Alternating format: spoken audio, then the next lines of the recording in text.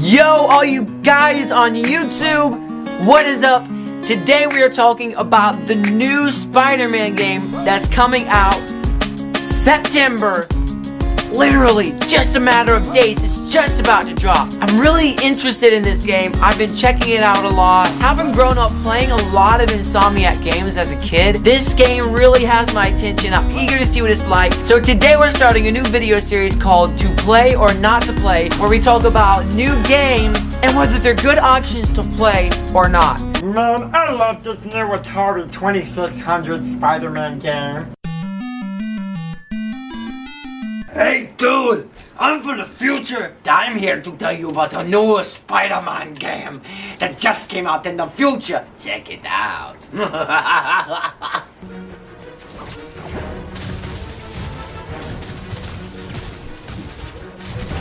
can't take the future.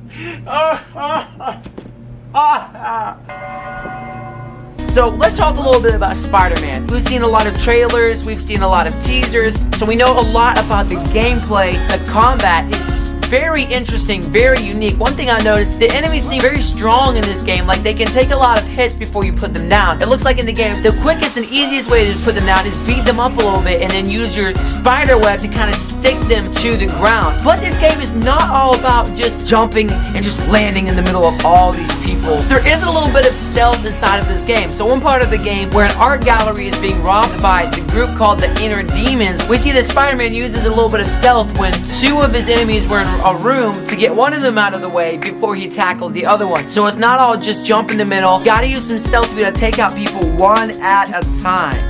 Looks like most of the game you're going to be way outnumbered. It's going to be you versus so many different enemies. But the combat's amazing. Like, you can literally use your web shooter and then attach it to something and then whirl that object around and use that as a weapon. I mean, the game is just pure genius. You can use those objects as weapons against your enemies. One amazing thing about this, it's an open world game. It's so immersive. You are basically just exploring through New York City. You can jump on top of buildings. Different buildings will have backpacks on top of them that you look for. It's just literally so immersive. And it looks like aside from the main story, there are also going to be lots of crimes that are happening through New York City that you can go after, stop the criminals. It looks like there's always going to be that even after you finish the story. Now, one thing I've heard, some people are saying this might end up becoming the game of the year. I know there's some big options this year, like big possibilities. I know we got like God of War. Some people, I've even heard some people talk about Red Dead Redemption 2. This game might make it as a finalist though. This game will let you play as Peter Parker as well as Spidey.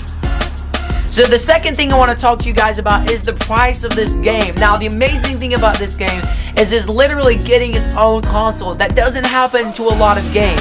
It happened to, let's see, Call of Duty, happened to God of War. Not a lot of games has it actually happened to. So it's getting its own custom designed PS4 Pro with the Spider logo along with the game to come with it. I mean, obviously, why would you get the console if it didn't come with the game? The game just by itself is $60. I was going like on Amazon, I think, just to see what the price was. I saw $80. I was like, what? But that was the deluxe version. Games have not gotten that high in price yet. So now we're going to talk about the rating for this game. Not that long ago, ESRB just dropped the rating, what it's rated for, and why it's rated for that. So of course it's rated T. I talked about this game in a previous video where I guessed it was going to be rated T, and I guess for violence and for blood, which obviously it is rated for violence and blood. Other things it's rated for, this one makes a lot of sense. It's rated for drug reference because obviously you're fighting criminals, so I'm not offended by this one at all. And I'm like an extremely picky guy as far as the types of games I play. Even I'm not offended by this because I know as Spider-Man you're going to be fighting this type of thing. Only thing in the rating that concerns me is it is rated for language. It only lists one word in the game. That's the S word. Now, it might have other words like maybe the H word or other things like that. So I don't play games with cussing, so I'm gonna have to pass on this one, but I'm still gonna be trying to see what people think about it, trying to see how Insomniac Games does on this, even if I never played the game. So we're gonna talk a little bit about the story of this game. It looks really, really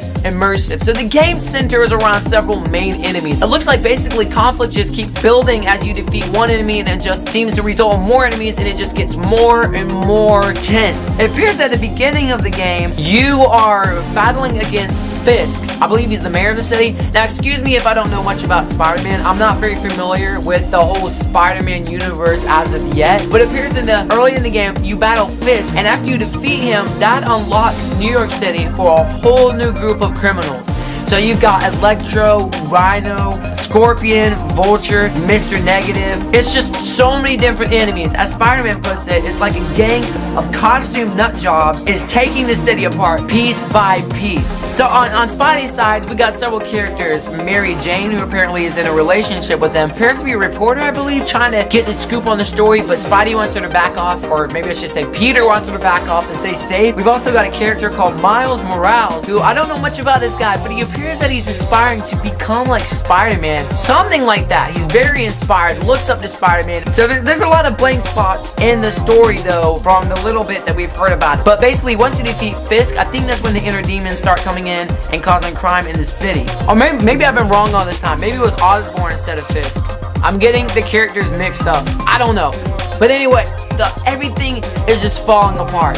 Spider-Man does whatever a spider can. Spider-Man does whatever a spider can. So anyway, guys, thank you for checking out our first episode of To Play or Not to Play. This is Monkastery Studios, giving you your scoop on Christian and secular entertainment, all from a Christian. Why did I do this? I'm not calling nobody losers, unless it's me. Oh yeah, I'm a loser. Losers are cool, bro, because I'm a loser, I guess. So anyway, guys, thanks for checking this out. Stay tuned, because I said so, and you need no greater reason.